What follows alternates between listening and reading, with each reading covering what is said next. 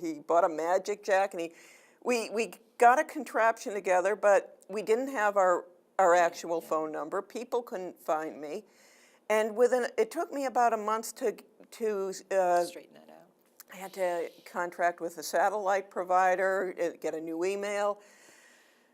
And I lost a lot of valuable time doing all of this. And even then, I wasn't getting a huge response to my posting right away. And I was concerned about that. And I'd even go to book fairs, as you know, and I used the book fairs as an opportunity to sell my book. But I also, I'd give out my card and say, I'm working on another book. If you have memories, photos that you'd like to share, please give me a call. And then it would be like a bad date. Nobody would call, and it was so depressing.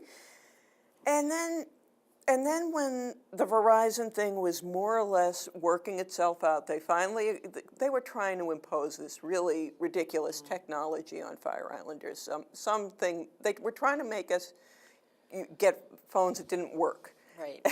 There you go. And talk about tenacity. When I saw my neighbors organize to get decent communications, keep decent communications on our island, I had to really admire them. And so Verizon was going to agree to do FiOS, was going to give up on this other thing they were trying to do. But an editor from another paper I worked on, a woman named Liz Finnegan, she gave me a call simply because she was working on the Verizon story, and she said, "How's everything going with the book?" And I said, "Not well." I said, "This has damaged my timeline." And she said, "Well, I'll do you a favor."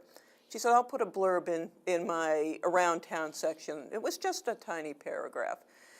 And it's funny, they say newspapers are dead, but they're not really. Walk into Starbucks.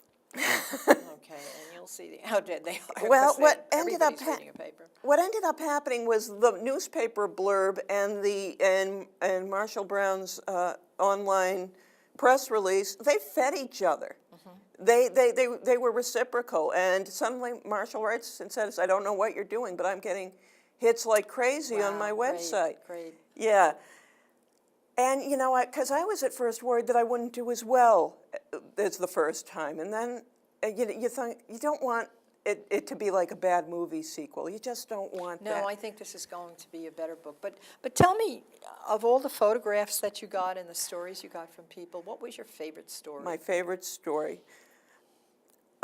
I guess I tell long stories because... You do. Forgive me. I knew the book hit a turning point when two sisters from Oakdale reached out to me. This was around Columbus Day.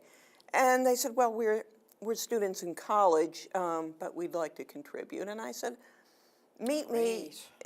I said, students, if you're a photography major, students are welcome. Yes. And I said, meet me at Nikki's Clam Bar. And these two beautiful young girls who were lifeguards in Atlantique, they looked almost like twins, but I understand one was, they were 2 years apart. And their work was so fresh and so delightful, and they were delightful. And the younger one, she was awfully funny. It was her older sister who was taking the pictures, Catherine, but she suddenly said to me, "I'm her agent." She said, "And if you use my sister's work, I want a picture of me in the book." There you go. And I'm looking at this girl who's 19, blonde, perfect figure, and I'm trying not to smile too broadly, and I'm saying, I think we can do that. I think so. So then the difference between these two books really is that the first one, Beach Resort and National Seashore, is historical. It's vintage, and yes. And that the new book is really images that are more artistic than historical. Well, they're contemporary. And that can mean a lot of things. It can mean an image from the 60s, and that is a vintage image. It is. Oh, yeah. But it can mean a photograph that's taken yesterday. And I tried to really hard achieve a balance. If it was all taken today, it would look like a coffee table book. Right. That's true. And I didn't want that. And it had to be a blend. It was like a stool has three legs. So the photographs, there's a sector that's homeowners and longtime residents who contributed. There's also the Fire Island National Seashores Archives, Wow. which is another sector. And then there are the professional photographers who answered the ad, or somehow we collaborated and said, I'd like to contribute. And those images are very important because they give a certain beauty to the book. All of them are important for different reasons. Maybe I should. Yes, I was going to say in the last couple of minutes that we have on the show, why Oh, don't you am I- pick one of the photographs or all of them and tell us about them briefly, because we just have a few minutes. Oh dear, I didn't realize. Okay. This is Vicki Duran. Her work is, her website is Babylon and Beyond Photography. And I had been following Vicki's work for about a year before she even made contact with me. And I got a lot of pictures of the Fire Island Lighthouse, believe me. But in a sea of lighthouses, hers always came to the top because of her gift with color and composition. It looks like a painting. Everything she does is just lustrous. I'm sorry we have such little time because this is an image from Diane Abel of the breach. Yes. The breach is an important topic, and I could go. It's a much discussed topic these days. Well, I urge people to drive over the Robert Moses Bridge onto Fire Island and take a look at the view from the water tower to the beach, because there was a time you couldn't see the beach or the water. No. And now it's prominent, and that the shape of Fire Island has definitely changed through Sandy, and it's a little frightening. It's a little frightening, but it's a multifaceted topic, and I do go into that in some depth in the book. Excellent, good. Well, this is a picture. This is from a contributor. Her name is Mary Farley.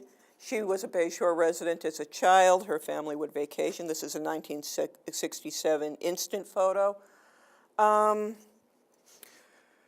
What can I say? Sometimes pictures from a family collection have a beauty all their own. Yeah. They Summer truly in do. Fire Island. Do you want to do this one? Oh, yes. Well, again, back to the breach. This is a photographer by the name of Michael Bush. Great South Bay Images. Michael has been documenting the breach like nobody's business, and I knew when he was really a great person to work with. Well, Shoshanna, as a chronicler of Fire Island and a journalist on Fire Island, you certainly give Long Island a very important perspective of what our future is going to be, as geographically and weather-wise, and also historically. And I thank you for being on the show, and I urge people to pick up the first book, and in June, the next book, because they are absolutely fascinating and give a wonderful view of Fire Island. Thanks so much.